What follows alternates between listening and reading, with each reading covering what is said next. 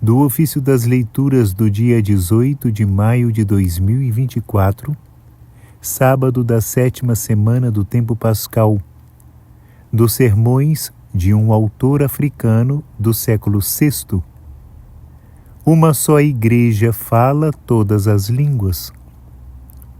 Os apóstolos começaram a falar em todas as línguas. Assim quis Deus manifestar então a presença do Espírito Santo, fazendo com que todo aquele que o tinha recebido falasse em todas as línguas. Devemos entender, irmãos caríssimos, que se trata do mesmo Espírito Santo, pelo qual a caridade de Deus se derrama em nossos corações. A caridade havia de reunir na Igreja de Deus todos os povos da terra, e assim como então um só homem, ao receber o Espírito Santo, podia falar em todas as línguas, também agora uma só Igreja, reunida pelo Espírito Santo, se exprime em todas as línguas. Portanto, se alguém nos diz: se recebeste o Espírito Santo, por que não falas todas as línguas?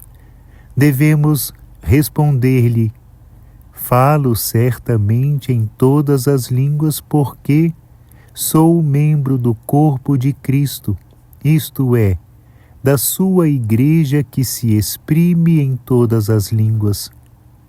Que outra coisa quis significar Deus pela presença do Espírito Santo, senão que a sua Igreja havia de falar em todas as línguas? Deste modo se cumpriu o que o Senhor tinha prometido: ninguém deita vinho novo em odres velhos. Deita-se o vinho novo em odres novos, e assim ambos se conservam. Por isso, quando ouviram os apóstolos falar em todas as línguas, diziam alguns com certa razão: estão cheios de mosto.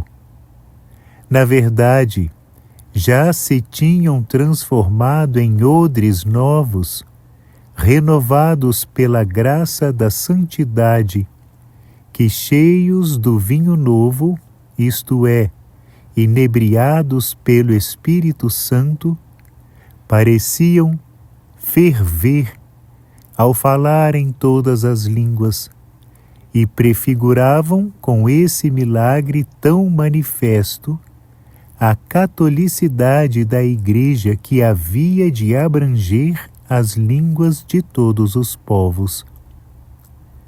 Celebrai, portanto, este dia como membros do único corpo de Cristo, e não o celebrareis em vão, se realmente sois aquilo que celebrais, isto é, se estais perfeitamente incorporados naquela Igreja que o Senhor enche do Espírito Santo e se estende progressivamente por todo o mundo, Igreja que ele reconhece como sua e é, por ela, reconhecido como seu Senhor.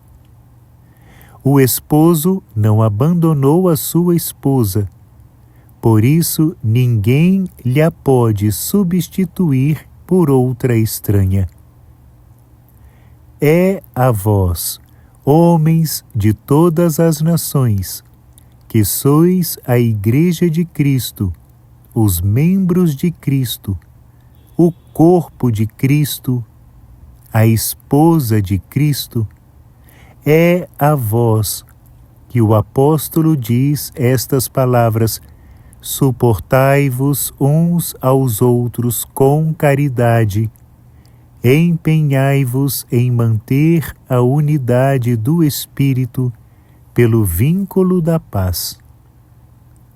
Notai como, ao lembrar o preceito de nos suportarmos uns aos outros, nos falou da caridade, e quando se referiu à esperança da unidade, pôs em evidência o vínculo da paz.